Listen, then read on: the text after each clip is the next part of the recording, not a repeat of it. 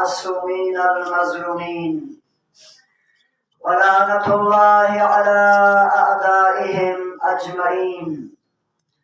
أما بعد، فقد قال الله تبارك وتعالى في محكم كتابه المجيد وفرقانه الحميد وقوله الحق وهو أصدق الصادقين. بسم الله الرحمن الرحيم.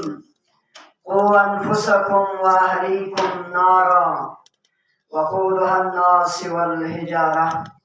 بر محمد وآل محمد صلوات. اللهم صل على محمد وآل محمد.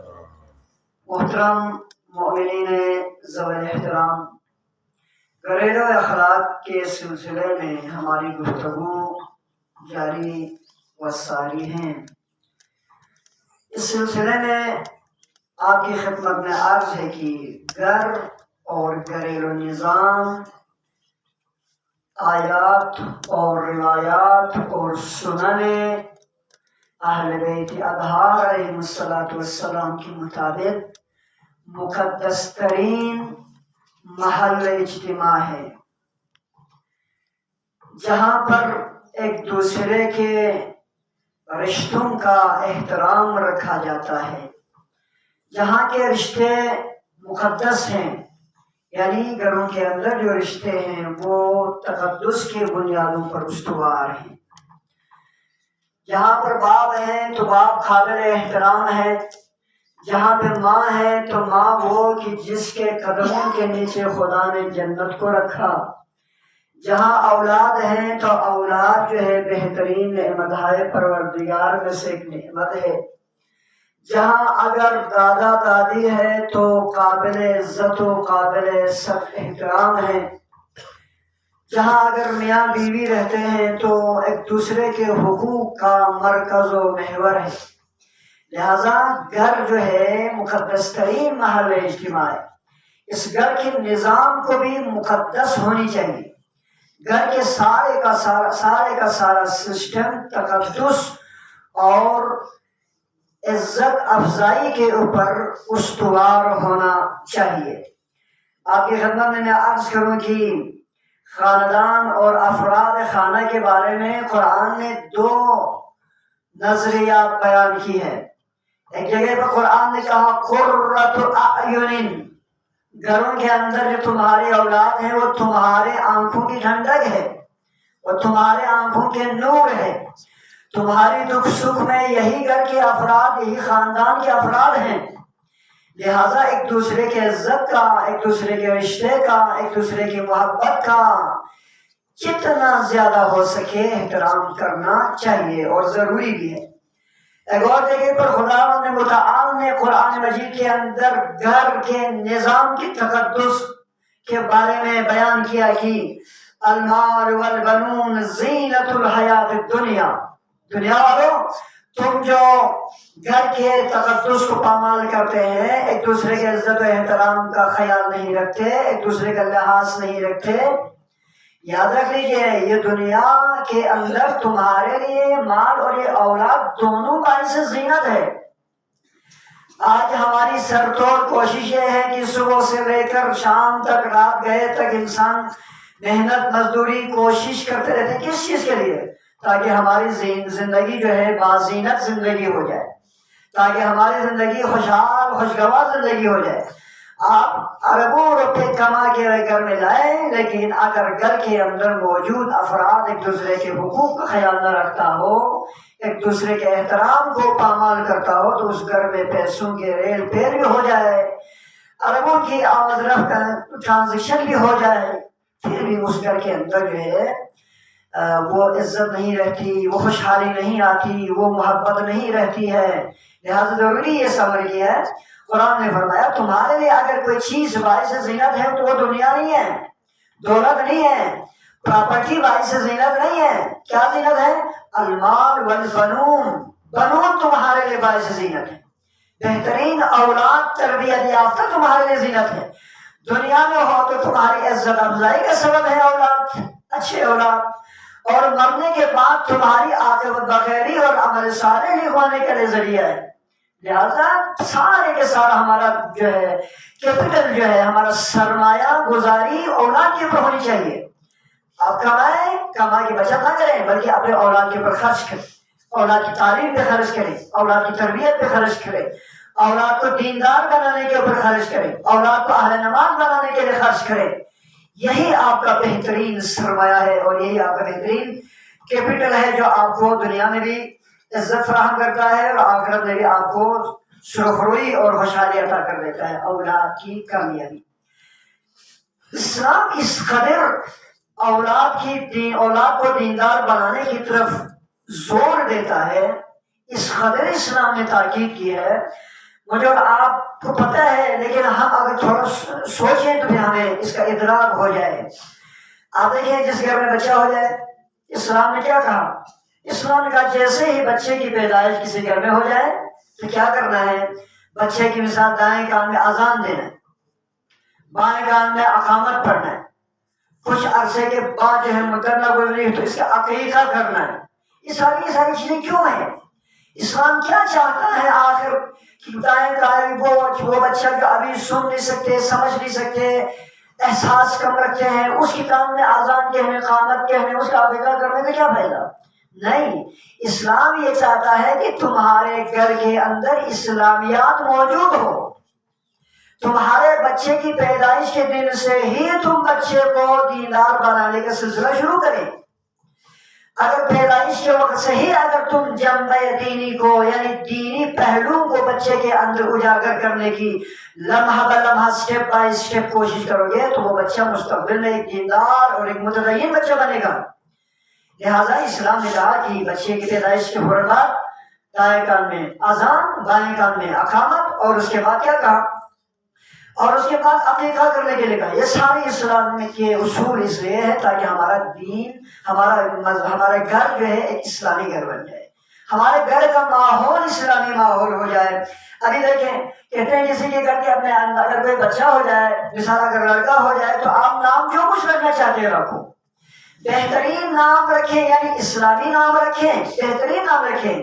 لیکن اسلامی نام بھی اگر رکھنا ہو تو کہتے ہیں کچھ دن کے لیے کم از کم اس کو محمد کہہ کے پکڑا کرو. کیوں؟ اس لیے اسلام کا ایک ریلیشن ہے محمد کی ذات کے ساتھ. اس نام محمد کے اندر ایک تقدس ہے، اس نام محمد عربی کے اندر ایک جو ہے اثر رکھا ہے خدا نے. لہٰذا اس کے اثرات بچے کے زندگی کے اوپر مرتب کرانے کے لیے اسلام کہتا ہے کم از کم کچھ نام اس کو محمد کہہ کے پکارا کرو. بعد میں نام آپ جو کچھ رکھنا چاہتے رکھو، لیکن تاکہ اس کے ساتھ اسلام کا ایک تعلق پیدا ہو جائے، تاکہ یہ دیندار بچہ ہو جائے.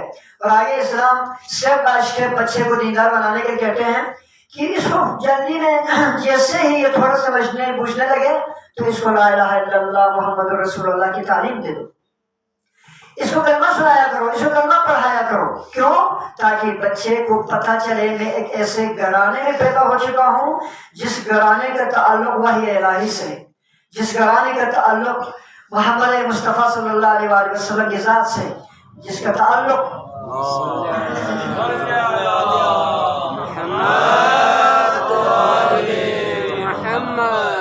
اتنی باریک بینی سے اسلام نے بچے کو دیندار بنانے کے لیے اقدام کی ہے کہ مثال یہ تک کہا کہ کس عمر میں بچے کو نماز پڑھنا سکھانا چاہیے، کس عمر میں بچے کو کلمہ سکھانا چاہیے، کس عمر میں بچے کو قرآن سکھانا چاہیے، کس عمر میں جا کے بچے کو جو ہے اہل عبادت بنانا چاہیے، کس عمر میں جا کے بچے کو مسجد میں آنے جانے رب آمد کا تعلیم دینا چاہیے. عزیزو یہ ساری کی ساری چیزیں مرحلہ وار اسلام نے اس لیے بتایا تاکہ میرا اور آپ کے گھر کا نظام اسلامی نظام ہو جائے، تاکہ ہمارے گھر کے اندر جو ہے ماحول اور پہلو اسلامی پہلو ہو جائے.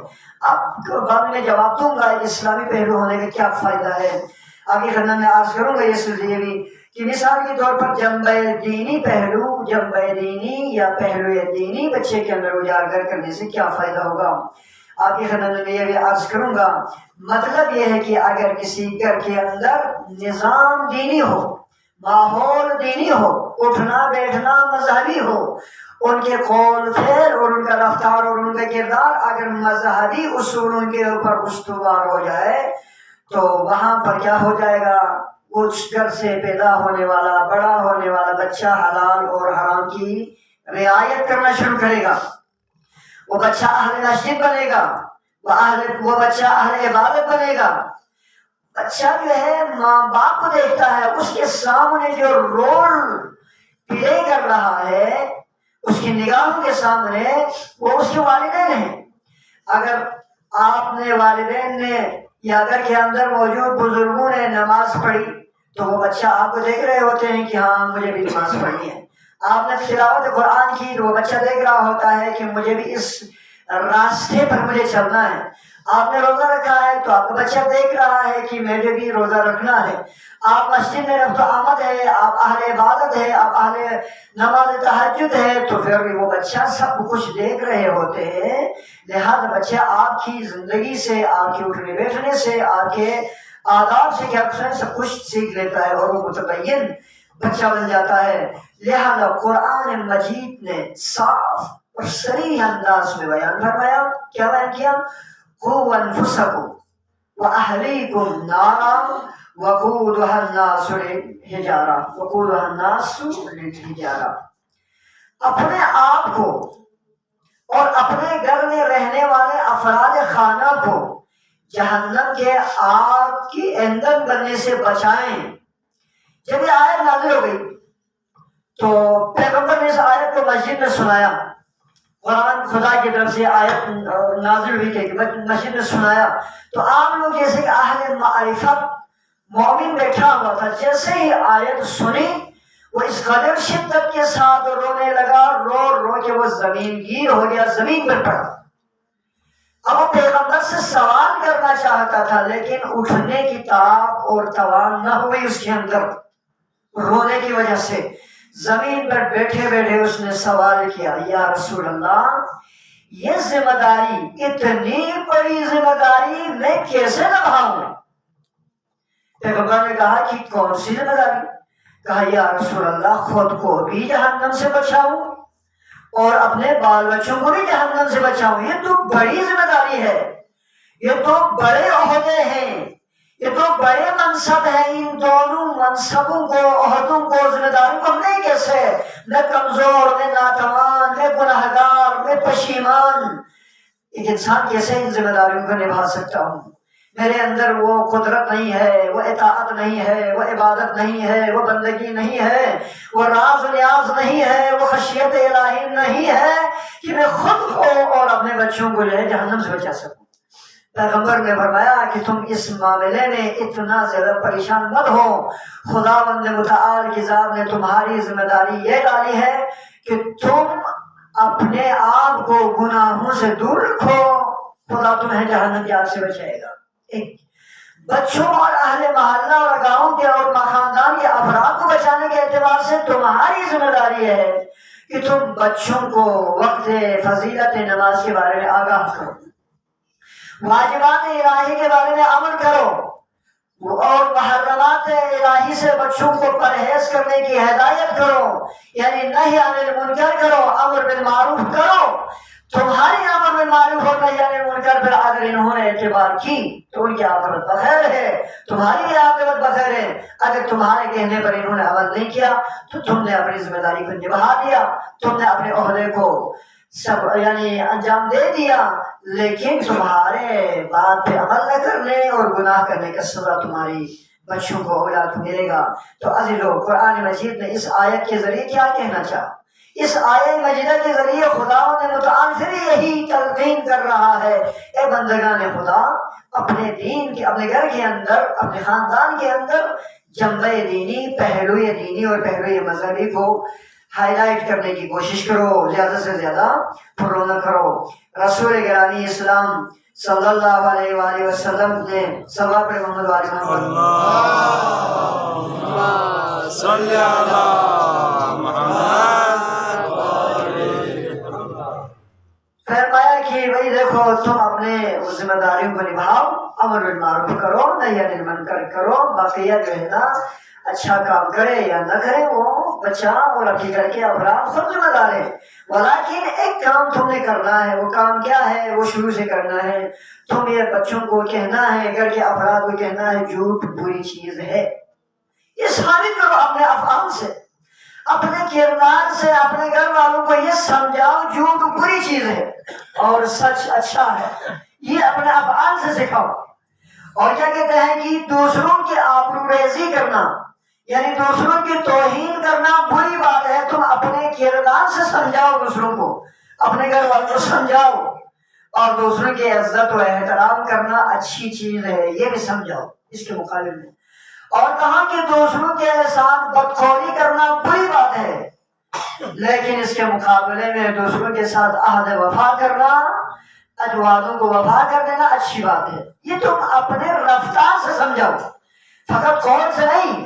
اب جو حکم دینا ہوتا ہے اس کی 3 قسمیں، یا تو انسان اگر ہو سکتا ہے تو پھر کردار سے سمجھاؤ، رفتار سے سمجھاؤ، اگر یہ ممکن نہیں ہے تو کم از کم قول سے سمجھاؤ، قول سے ابھی اگر ممکن نہیں ہے تو کم از کم دل میں تم اچھا کام کرنے والوں کے ساتھ محبت کرو، برا کام کرنے والوں کے ساتھ نفرت کرو، تاکہ تمہارے امر بالمعروف کا آخری وہ بھی جو ہے انجام پذیر ہو جائے۔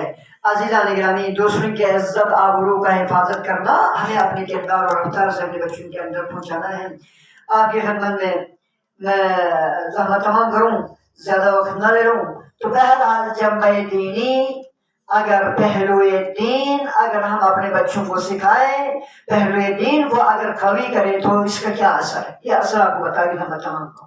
اثر یہ ہے، آج مغرب کی ساری ٹیکنالوجی اس بات پہ ایڑی چوٹی کا زور لگا رہا ہے، ساری جو ہے جدید چیزیں اس بات پہ پافشاری کر رہا ہے کہ معاشرے کے آنے والے نیو جنریشن کی زندگی کو برباد کرے، ان کے عقائد کو خراب کرے، ان کے اعتقادات کو کمزور کرے، وہ عبادت نہ کرے، وہ مسجد نہ جائے، وہ قرآن نہ پڑھے، وہ اس اسلامی نظام کو فرسودہ نظام تصور کرے۔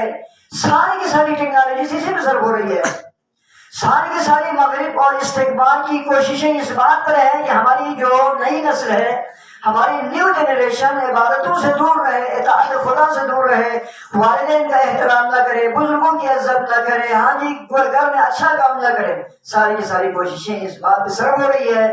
اس عالم میں میری اور آپ کی ذمہ داری یہی ہے کہ ہم زیادہ سے زیادہ، ہم بچوں کے ہاتھ پکڑ کے روک نہیں سکتے، ہم بچوں کو کسی کمرے میں بند کر کے نہیں رکھ سکتے۔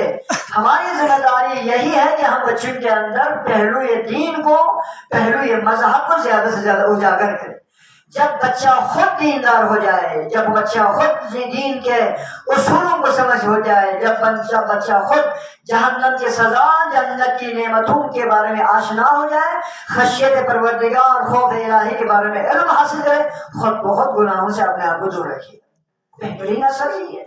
لہٰذا دعا کروں گا درگاہ الہی میں، پروردگار بحق اہل بیت اطہار ہمیں اپنے گھروں کے اندر پہلو دینی اور پہلو مذہبی کو زیادہ سے زیادہ اجاگر کرنے کے توفیق عنایت فرما۔ پروردگار بحق اہل بیت اطہار ہمیں اپنے بچوں کو، اپنے گھر والوں کو، اپنے افراد خانہ کو اس وقت کے استقبالی اور مغربی الغار سے اور ان کے چنگل سے آزاد کر کے دیندار بنانے کی، اہل عبادت بنانے کی، اہل مسجد بنانے کی توفیق عنایت فرما۔ پروردگار ہم جو عبادتیں انجام دے رہے ہیں اگرچہ مختصر ہے، لیکن پروردگار تجھے تیری رحمت واسعہ کا صدقہ ہماری قلیل عبادتوں کو بعنوان کثیر قبول فرما۔ پروردگار حاجت مندوں کی حاجتوں کو روا فرما، پریشان حال لوگوں کی پریشانیوں کو دور فرما۔ ایک مومن کا آج آپریشن ہے، پروردگار اس مومن کے آپریشن کو کامیاب فرما۔ ایک خاتون کے گھر میں بہت ساری مشکلات اور پریشانیاں ہیں، پروردگار بحق ہے پریشانیاں حضرت زینب اولیاء مکرمہ اس خاتون کے گھر کے اندر موجود تمام پریشانیوں کو جل اجل دور فرما۔ رزق و روزی اور کاروبار کے سلسلے میں فکر مند تمام برادران مومنین کے کاروبار میں بحق جود و کرم امام حسن مجتبی، بحق جود و کرم حضرت امام جواد علیہ السلام برکت اور ترقی عنایت فرما۔ رحم اللہ من قرأ الفاتحہ۔